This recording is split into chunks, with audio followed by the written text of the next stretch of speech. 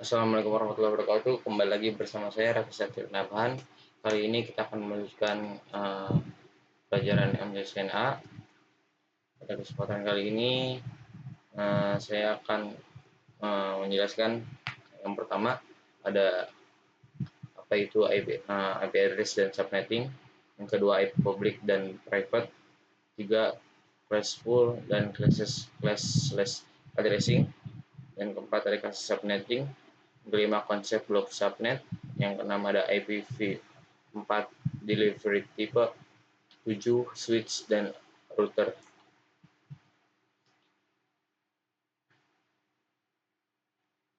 Oke, yang pertama ada IP address dan subnetting. Ketika sebuah perangkat ingin terhubung ke perangkat lainnya, baik itu menggunakan wired atau wireless, tentu saja memerlukan identitas nama pada setiap perangkat. Identitas tersebut lah yang dinamakan IP address. IP address dibagi menjadi dua, yaitu IPv4 yang 32 bit dan IPv6 128 bit. Subnetting adalah upaya atau proses untuk memecah sebuah network dengan jumlah host yang cukup banyak menjadi beberapa network dengan jumlah host yang lebih sedikit. Teknik subnetting membuat skala jaringan lebih luas dan tidak dibatasi oleh kelas-kelas IP kelas A, B, dan C yang sudah diatur.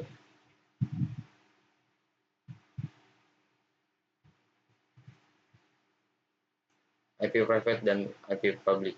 IP public adalah alamat IP yang digunakan di internet dan dapat diakses dari mana saja selama perangkat terhubung ke internet.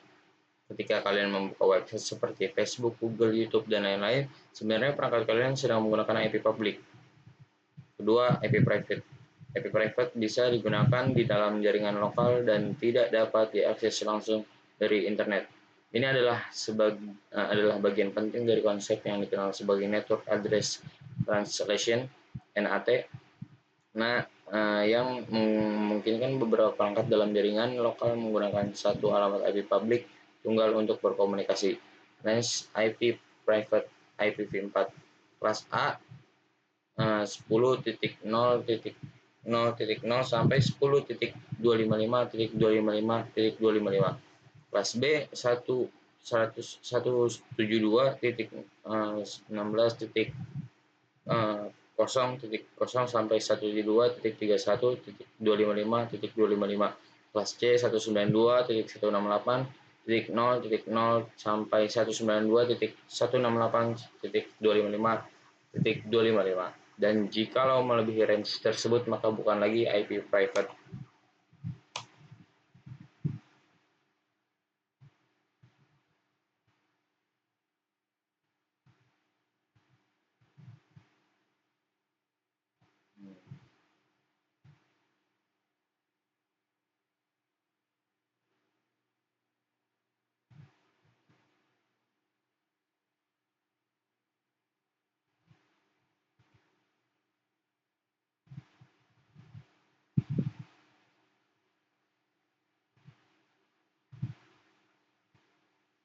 Classful dan class addressing. Classful addressing adalah metode pengalamatan IP yang IP lama yang membagi IP address berdasarkan kelas A, B, C, D, E. IP address bisa digunakan dalam dua versi, yaitu IPv4 dan IPv6. Pada IPv4 ada dua jenis, yaitu IP public dan IP private, dan dua jenis itu diklasifikasikan menjadi classless addressing adalah metode pengalamatan IP modern yang tidak lagi terikat oleh kelas A, B, C. Metode ini menggunakan prefix CIDR.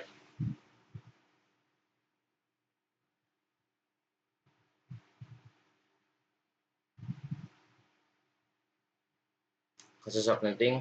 Untuk melakukan proses subnetting, kita akan mencari prefix subnet IP network, IP broadcast, range IP. Prefix dan subnet menentukan jumlah IP yang digunakan. IP network tanda alamat pada suatu jaringan LAN. IP broadcast alamat IP yang digunakan untuk melakukan pengiriman informasi ke semua host yang ada di LAN. Range IP beberapa yang bisa digunakan.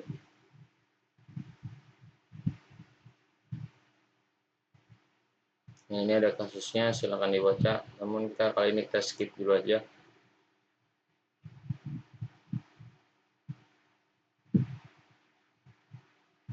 Konsep blok subnet. Subnet adalah jarak kenaikan antar network dalam satu hasil subnetting. Kenapa disebut blok? Karena IP dibagi dalam blok-blok tertentu. Blok ini menentukan satu lonjakan network berikutnya, dua range IP dalam satu subnet, tiga letak broadcast address. Semakin besar prefix blok semakin kecil, host semakin sedikit. Semakin kecil prefix blok semakin besar, host semakin banyak.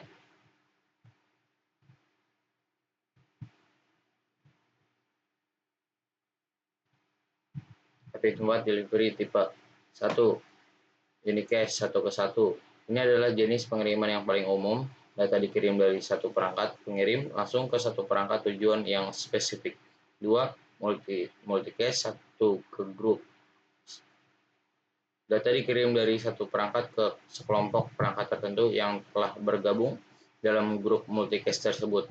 Perangkat lain yang tidak terdaftar tidak akan menerima datanya. 3 broadcast 1 ke semua. Data dikirim dari satu perangkat ke seluruh perangkat yang berada dalam satu jaringan subnet yang sama.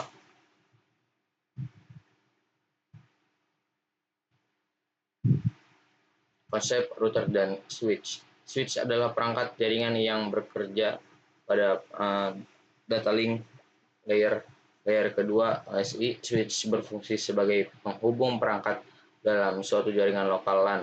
Secara kerja, switch membaca MAC address ketika sebuah perangkat mengirim data. 1. Switch membaca MAC address tujuan. 2. Switch melihat MAC address table. 3. Switch meneruskan frame hanya ke port yang sesuai. Fungsi switch. 1. Menghubungkan PC dalam suatu jaringan. 2. Mengurangi collision atau tabrakan data.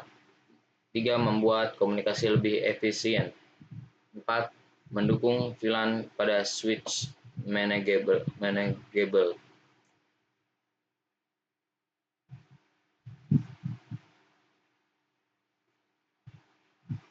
Selanjutnya, konsep router dan switch. Router adalah perangkat jaringan yang bekerja pada network layer ketiga ASI.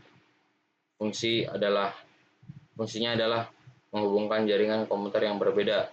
Router bekerja menggunakan IP address. Cara kerja router membaca IP address tujuan.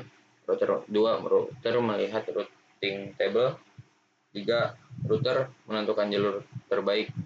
4. Router meneruskan paket ke jaringan tujuan. Fungsi router. 1.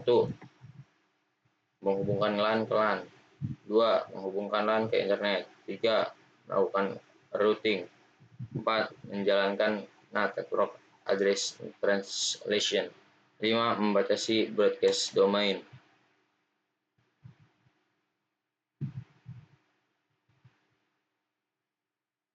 Konsep router dan switch.